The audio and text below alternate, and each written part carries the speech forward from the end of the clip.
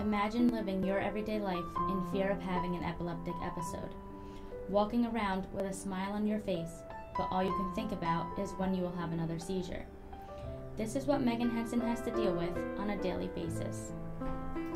The process of causing a seizure would be jerking toward the side of my cheek, or down my arm and hand and into my feet sometimes. Into my right feet and arm and hand sometimes. Megan was diagnosed with epilepsy after her senior year of high school, right after being accepted into college.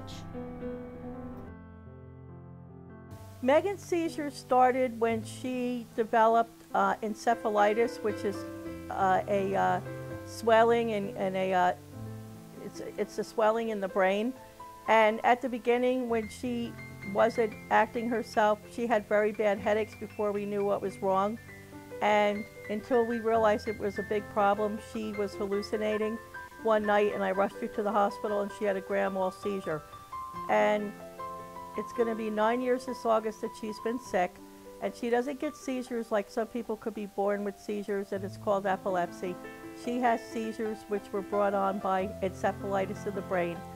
She lost her sight and her peripheral vision in both her eyes. She developed seizures, which has taken over 8 years for them to really get her to a point where she could maybe go 2 weeks to 3 weeks and not have a seizure, where she would get maybe 5 to 10 seizures, if not more, a day sometimes. She was always pretty quiet, pretty not so outgoing, really shy, and it completely changed her. I mean, she was sort of, because her brain was irritated, she became not mean, but aggressive, and not in a good way. And it was also in 2007. Her surgery was in January of 2007. She had a reoccurrence of the encephalitis in the brain in her frontal lobe, which again changes her personality. So after her personality changed completely in January, we went through it again in April. And she started developing hearing voices, almost like a schizophrenic. And she also developed these behavioral seizures, they're called. You know, she would mumble, and sit there and make a noise. And you go, "What did you say?" And she would go, "Nothing." And then you would be having a conversation with her, and she would sort of look off to the side and go, You go, what are you doing?" We thought it was a joke at first. And then she started talking out loud to herself. And we realized that she was hearing voices. And the voices were telling her to hurt herself. And that developed into a whole big issue of depression. She was in a depression clinic. She had to learn how to walk again and use her muscles. With this paresis, she had to use a cane. Now when we go out, we have to put her in a wheelchair. She can't really walk that far.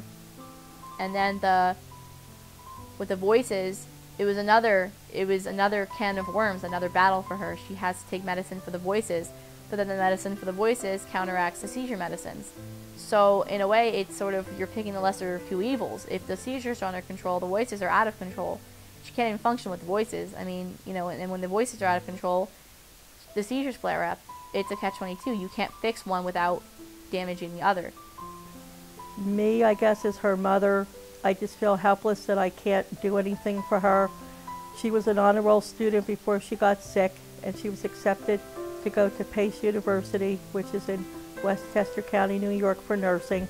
And she always had a love for helping other people, and that's what she wanted to do. And after she got sick, it's just been a very long process since then. It affected